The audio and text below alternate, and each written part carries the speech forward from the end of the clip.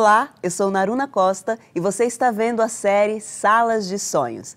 Neste episódio, nós resolvemos apimentar um pouquinho as coisas. E hoje vamos falar sobre as salas de cinemas do centro de São Paulo, que nos anos 1970 e 1980 se transformaram em cinemas com programação de filmes adultos.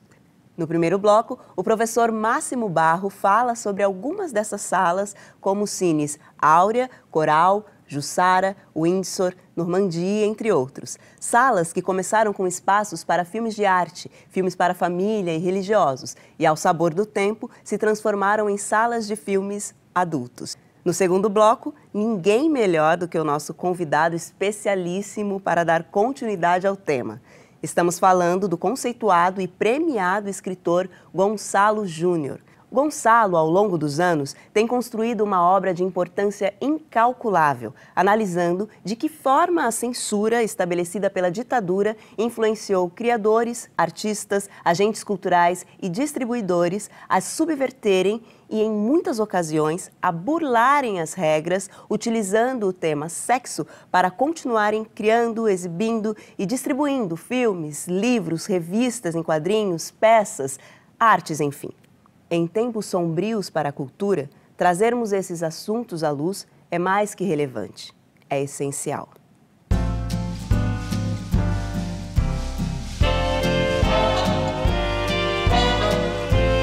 Essa área toda, da Rua Aurora, Vitória, das transversais, era uma área comercial de muito uso.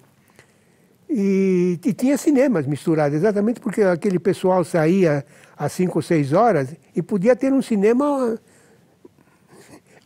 andando 5 metros, né? De uma coisa, ele tinha um público bastante usual daquela área.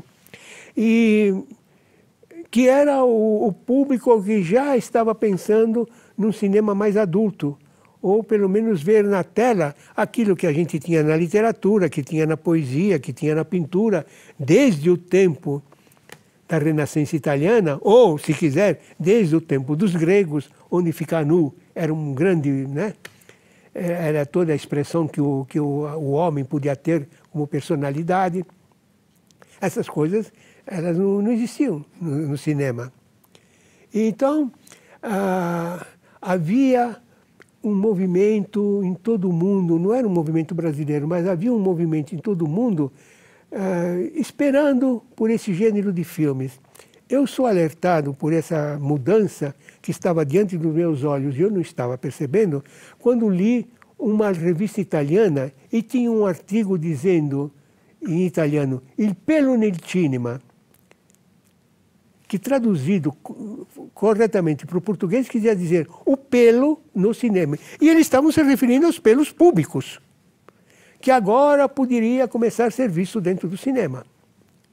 Cada vez em quantidades maiores e mais explícitas. Qualquer filme tinha que ter um nu, senão não tinha público. Ou pelo menos o público que queria aquele gênero, né? É tudo isso que depois vai transbordando aos poucos, vai para o filme erótico e o filme erótico vai para a consequência desastrosa, né? Que se transformou no não cinema ou no não espetáculo, que é o filme que é o filme explícito. Eu tinha um amigo que a mãe dele é extremamente liberal e tudo mais, ela foi lá. Sozinha, ela era viúva também, foi lá sozinha. Quando ela está saindo, ela tinha assistido o filme, né? Chegou atrasada, chegou até o ponto e saiu. Quando ela estava saindo, tinha saído uma outra senhora que disse para ela, a senhora também está se retirando? Mas que podridão, não é? Tinha isso. Tinha gente que via um filme de coisa assim como um filme pundurento, um filme ignóbil. Cine Jussara foi inicialmente feito para lançamento dos filmes franceses. Os seus primeiros filmes todos eram franceses. Depois apareceram também de outras nacionalidades. O Jussara começou desse jeito e continuou desse jeito. Às vezes com péssimos filmes, outras vezes... o primeiro filme do Bergman em São Paulo, o dono do Cine Jussara foi o único que teve coragem, porque eu trabalhei para que aquele filme fosse exibido. Eu, o Walter Cury e o Biafra andávamos de distribuidor em distribuidor dizendo, mas o filme desse sueco tem que ser visto, é um filme importante e tudo mais. E eles assistiam e diziam, não vou pôr esse filme na minha tela, isso nada. Estou falando de Noites de Circo. É o primeiro filme do Bergman exibido em São Paulo, Noites de Circo. Né? Ele começa com uma carroça do circo, né? Atravessa a tela em contracampo e desaparece do outro lado. E no fim do filme, a carroça passa do lado contrário. Eles sabiam que se eles começassem o filme daquele jeito, com aquela música, quando o Bergman fez esse filme, ele não tinha direito à música. Às vezes ele pagava a música. E a música era uma música experimental, feita com 2 ou 3 músicos. Se eles sabiam, o dono do cinema sabia que se ele pusesse a coisa, foi assim. Como o filme O Cangaceiro começava com a tropa vindo desse lado e terminava com ela vindo do contrário, o filme do Bergman estreou com Alê, mulher rendeira. Eu assisti assim.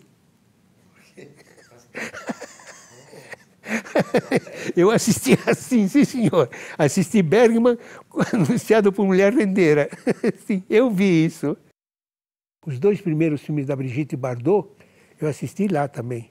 A gente já vê que é uma coisa bem diferente do filme inicial, do filme francês inicial.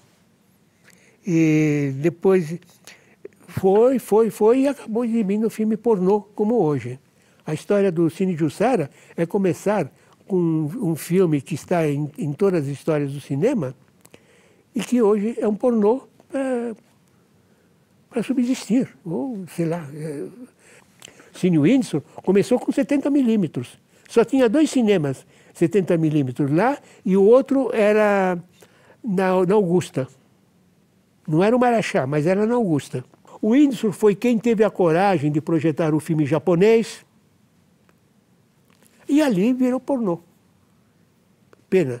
Do filme japonês, do Império dos Sentidos, ele acaba pornô. Acho que hoje ele está fechado. E eles foram feitos premeditando um outro gênero de público que poderia começar a ver aquilo que até então era proibido pelas censuras de todo o mundo. O Áurea começou com filmes importantes que poderiam machucar muitas pessoas de um determinado extrato moral, que poderiam sair do cinema, que poderiam falar mal do cinema, porque está colocando na tela as impurezas da vida, e que depois, com o passar dos tempos, e por causa que há uma deterioração social naquela época, faz com que ele tenha, ou ele fecha ou ele muda. Ele muda para um outro sistema de projeção e acaba indo para o explícito, que é a única que vai sobrar para aquele gênero de público. Ou tem explícito ou fecha o cinema. É mais ou menos esse o problema. É mais ou menos o problema que alguns colegas meus tinham na época do filme erótico, que não era explícito, e que já era proibido, né? Tinha alguns que não queriam fazer, alguns que disseram, por que não? Os outros estão fazendo, outros países estão fazendo filmes eróticos, por que a gente vai deixar... Se nós temos uma camada de público que vai assistir o erótico, por que não servi-los dentro dessa coisa? E acabaram fazendo. E alguns, não só do erótico, também passaram para o explícito. Ou fazia isso ou não fazia cinema. E esses cinemas foram condenados por causa disso. Ninguém chegou lá tentando comprar 1 metro quadrado e substituí-lo por um prédio, não sei quantos andares, porque possivelmente a prefeitura não permite você levantar um prédio lá com uma área pequena como a deles. O Cine Normandie é o perfeito exemplo dessas coisas. É o anticinema, é o cinema Normandie. Porque ninguém, em 1952, vai fazer um cinema e ele é de 52, vai fazer um cinema num lugar estreito e comprido.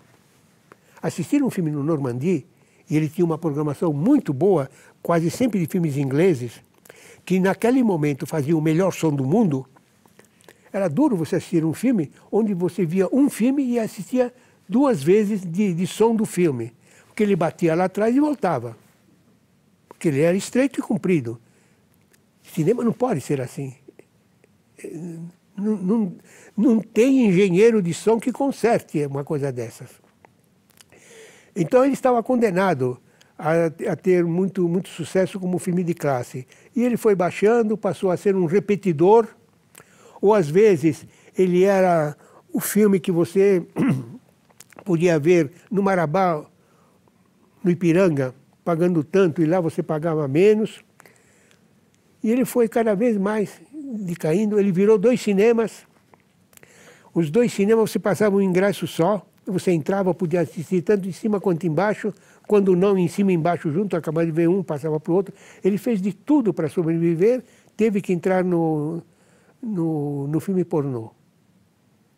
Esse nasceu condenado porque ele nasceu errado. Era diferente dos outros cinemas que estavam tentando exatamente fazer alguma coisa pensando no futuro. E as condições sociais o levaram a isso. O Cine Coral, a gente tem uma história bem minudente dela, porque ele escreveu uma história. Ele recebeu uma coisa e foi escrita uma história a partir do que ele deixou. Depois, no dia que ele morreu, quase todos os jornais que tinham um caderno de arte falaram daquilo lá. Ele era ligado ao pessoal da Cinemateca, queria fazer um cinema parecido com o do Cinemateca, onde hoje o Cine Belas Artes começou quando ainda era um cinema grande. E na parte de baixo tinha um salão pequeno, a Cinemateca ocupava aquilo lá e passava os filmes da Cinemateca, inclusive filmes mudos da Cinemateca. Eu vi 3 filmes soviéticos, não russos, soviéticos, lá embaixo, naquilo que hoje é o Carmen Miranda. O Coral é diferente, porque ele queria fazer um filme de arte, um cinema de arte, passar os filmes que não tinham público. Interessante que os planos dele eram totalmente antieconômicos. Eu nunca vi uma pessoa pensar daquele jeito em economia. Ele dizia, eu fiz o cinema pensando o seguinte, eu comprei aquela área, acho que foi isso, ele disse, eu comprei aquela área, montei um pequeno cinema lá. Minha ideia era o seguinte, em 5 anos eu pagaria o cinema. Pagaria aquilo, o meu dinheiro que eu coloquei lá, comprando equipamentos e tudo mais. E nos próximos 5 anos, pelo menos durante os 3 próximos anos, do 5º ao 8º ano, eu começaria a amealhar dinheiro. E nos últimos 9 e 10 meses, em 10 anos, então eu passaria na Europa com a minha esposa. Assim, era o plano econômico dele. E não é que sai melhor disso? Ele paga em 2 anos, ele ganha nos outros 2 anos, e no 5º ano ele vai para a Europa, o dono do Coral. A neta dele foi minha aluna aqui. Muitas das coisas que eu sei é através dela, daquilo que ele não falou, foi dela. E lá, então, ele pegou, lá tinha os Fellini, tinha os Kurosawa. Eu estou falando de quando ele, nos anos 60 e poucos, né? Quando ele começou a fazer as coisas. Ele pegava, realmente, eu acho que ele nunca importou um filme de fora, porque ele não teria dinheiro para pagar. Os outros que importavam, possivelmente porque vinha dentro, eu quero tal filme, sim, você tem aquele filme desde que você compre esses outros 9. E aí vem o desastre. O desastre era Fellini, era Pasolini, esse que era o desastre para ele. Então, os filmes já estavam quase no momento de vencer a censura. Ele tinha até essa sorte de pegar a censura, ele não pagava a censura. ele pagava antes, e projetava esses filmes com um grande negócio, porque ficava 2, 3 meses. Que vier lucro, né?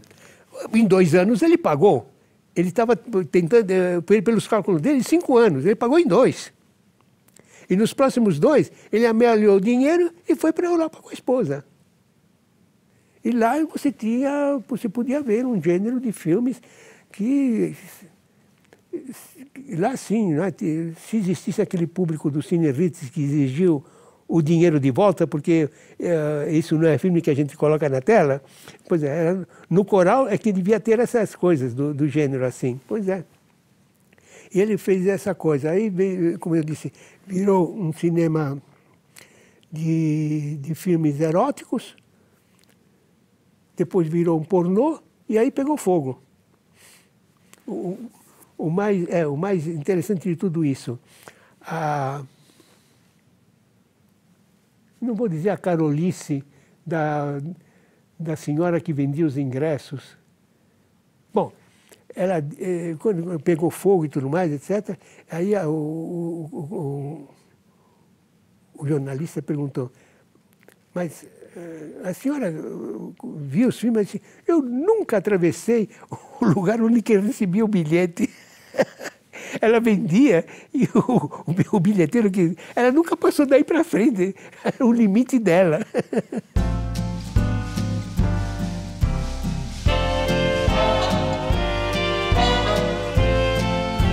Meu nome é Gonçalo Júnior, sou jornalista, sou da Bahia, moro em São Paulo há 21 anos. Além de jornalista, escrevo livros, né, principalmente biografias e outros temas ligados a cinema, quadrinhos, literatura.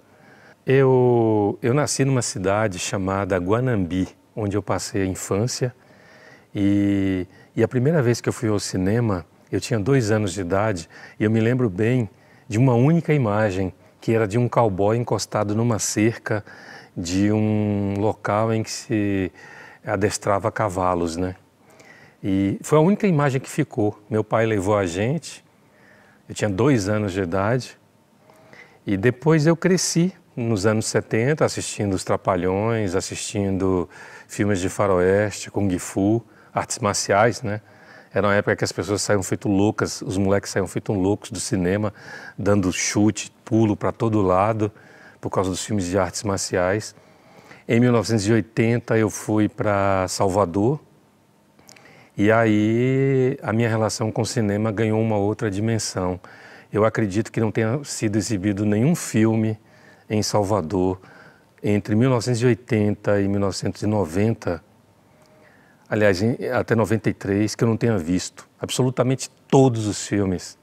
Eu e um vizinho, a gente assistia tudo, a gente encontrava, faltava dinheiro, a gente encontrava meios, a gente comprava dos porteiros umas senhas que os cinemas davam para convidados. Então, uma entrada custava, sei lá, R$20, o cara vendia 10 bilhetinhos daquele por 20 para a gente, né? Ou seja, a gente fazia multiplicar a coisa. E era isso, a gente saía caçando filmes, não ficava nada. Artes marciais, romance, aventura, ficção científica, terror, vimos tudo. A década de 80 foi marcante. Nos anos 90, já jornalista, eu comecei a escrever sobre cinema, né? Eu escrevi em alguns jornais de Salvador, como Bahia Hoje, Tribuna da Bahia. Depois eu fui para a Gazeta Mercantil, na sucursal de lá, em que eu fazia um caderno de cultura. E em 97 me mudei para São Paulo, onde aí realmente eu passei a me dedicar a escrever sobre filmes, tanto filmes do circuito de cinema, como lançamentos em DVD. Agora, coincidentemente, eu comecei a me dedicar mais a um estudo, eu diria para você, da censura. Então, eu tenho vários livros que abordam quadrinhos de sexo, quadrinhos pornográficos, cinema erótico, como é o caso da biografia de Benício e do livro Maria Erótica e o Clamor do Sexo. Então, não que eu goste de escrever sobre produtos artísticos ou culturais ligados a sexo. O meu foco é a censura. E como o sexo sempre foi um tema muito censurado em qualquer lugar do mundo, eu acabei me enveredando também por essa área. Eu passei a me interessar muito, eu pesquisei bastante sobre isso.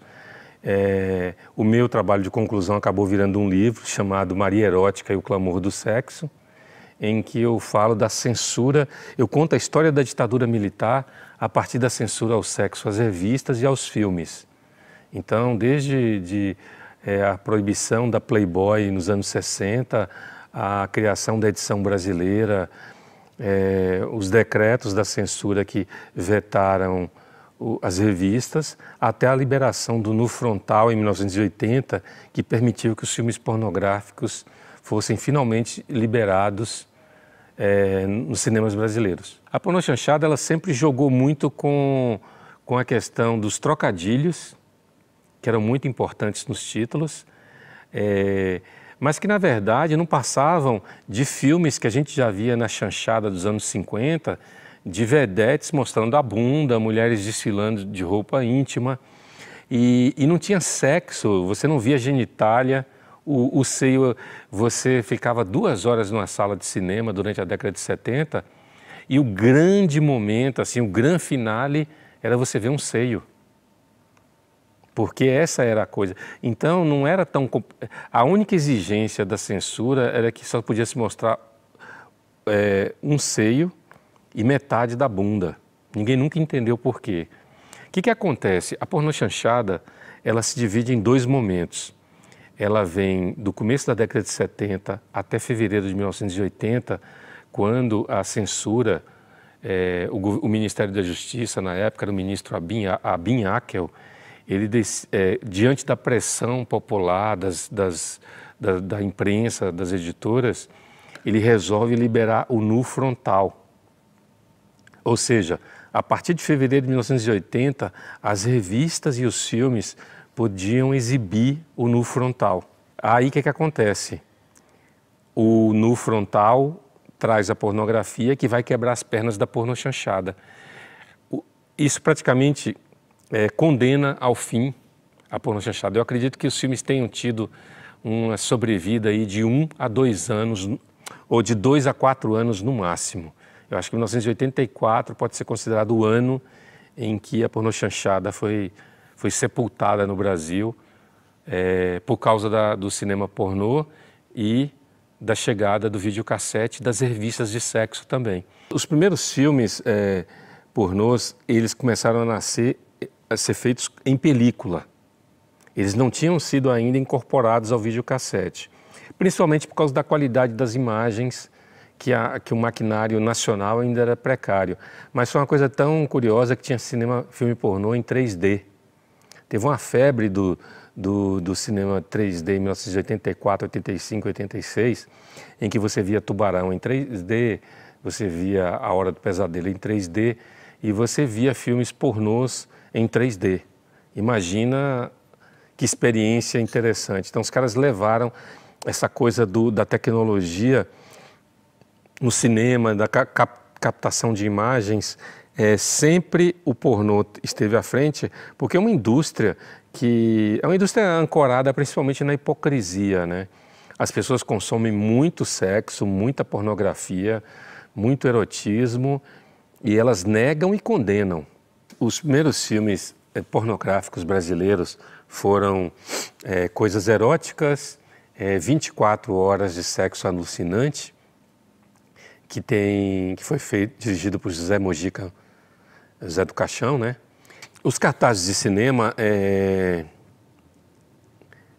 tinham uma importância nos filmes que até hoje é subestimada. Eu tive a oportunidade de biografar Benício, que foi o maior de todos os cartazistas de cinema da pornochanchada, com aproximadamente 300 filmes. Ele fez cartazes de 300 filmes, fez de 31 filmes dos Trapalhões. O último que ele fez, eu acho que foi do Caceta e Planeta e Pelé Era Eterno. E ele fazia esses cartazes e ele contava rindo, né? Porque ele dizia que as pessoas cobravam dele uma certa responsabilidade por levá-las ao cinema.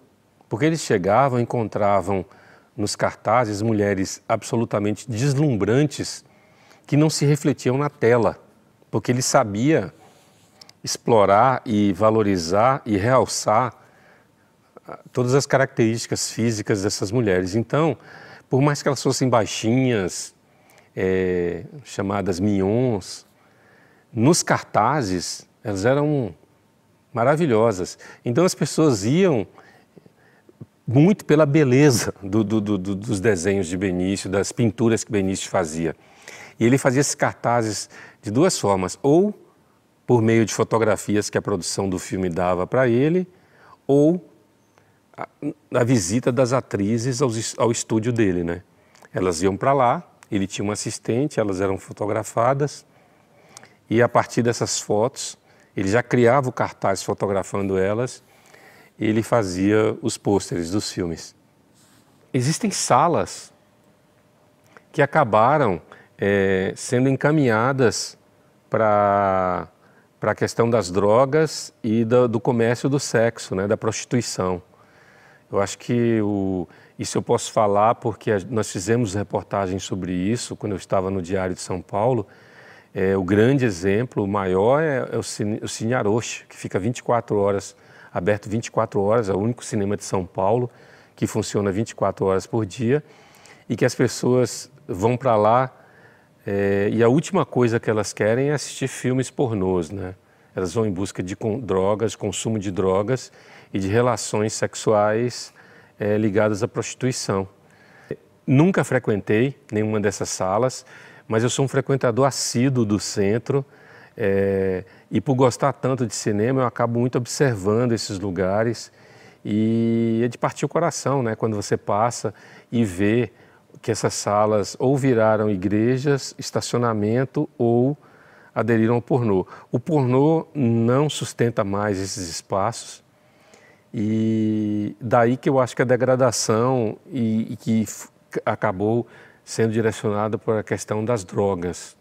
É muito fácil você culpar a tecnologia por uma série de coisas. É muito fácil você culpar, por exemplo, que as bancas de jornais estão praticamente desaparecidas, que o índice de leitura despencou, que as livrarias estão falindo, e você dizer, é preciso acompanhar a tecnologia. Não. A questão dos cinemas é a mesma coisa. Eu acho que se você preserva o centro, a região central de São Paulo, com projetos de restauro, de incentivo para que as pessoas voltem a frequentar, principalmente na questão da segurança, as salas, os cinemas ainda interessam para as pessoas. As pessoas ainda têm fascínio para ver filmes em tela grande. A crise não é do cinema, a crise é de segurança, a crise é de degradação física, da questão da criminalidade na região central que afasta as pessoas.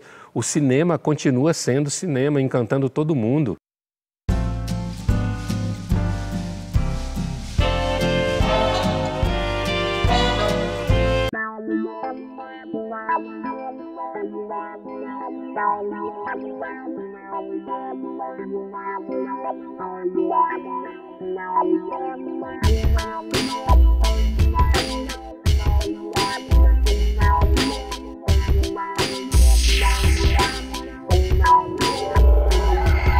Meu nome é José Jailson de Lima, comecei no cinema em 83 como porteiro.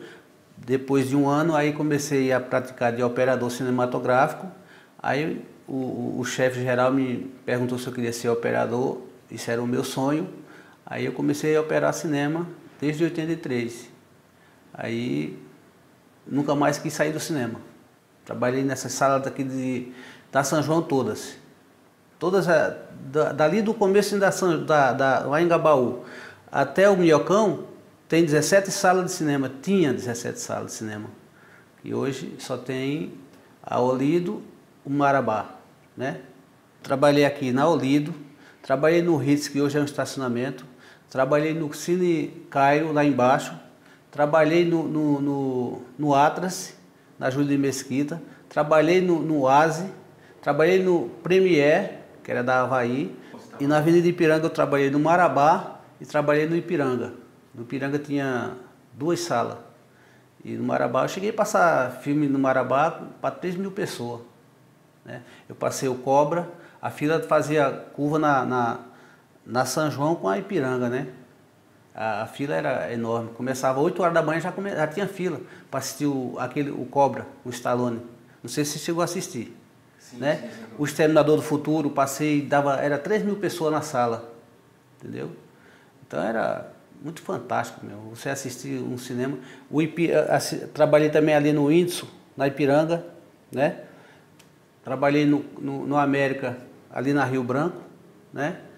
E sem contar os outros cinemas que eu trabalhei na Paulista, inaugurei o Oeste Plaza.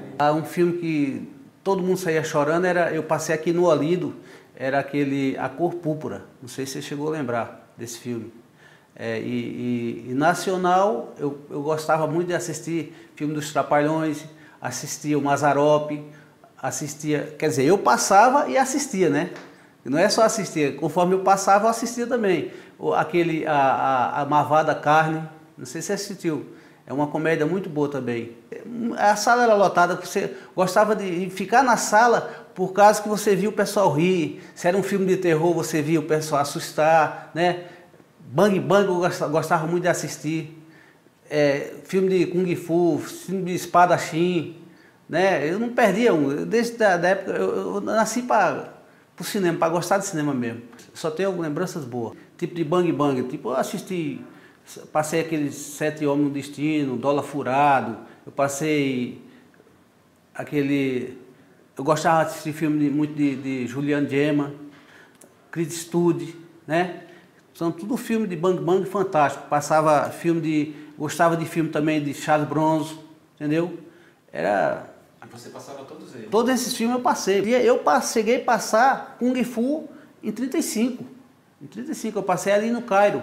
Passava ali um Dólar Furado, ali de Juliano Gemma, ali no América, foi onde eu aprendi a trabalhar de operador, entendeu? E aqui eu passei muitos filmes como Mel Gibson. Passei aqui nessa sala aqui, ó, Mad Max, com Mel Gibson. Ele inclusive fazia combinação aqui e no Marabá. Passava aqui, quando estava passando uma parte aqui, a primeira, lá estava passando a quarta parte. Aí tinha sempre um porteiro para carregar o filme daqui para o Marabá. Quando não era aqui, era ali no Cine Paissandu, que tinha um cinema ali no Paissandu, que a gente fazia o filme combinação. Passava lá e aqui. Porque a sala não vencia, que era muita gente, entendeu? Olhando a tela, já cheguei. Corre água dos olhos. Tem filme que chama... Mexe com você. É muito dramático, né? Criei meus filhos aqui. Cinema para mim foi, acho que minha segunda casa, viu? Minha segunda casa. Foi onde eu vivi a maior parte da minha vida.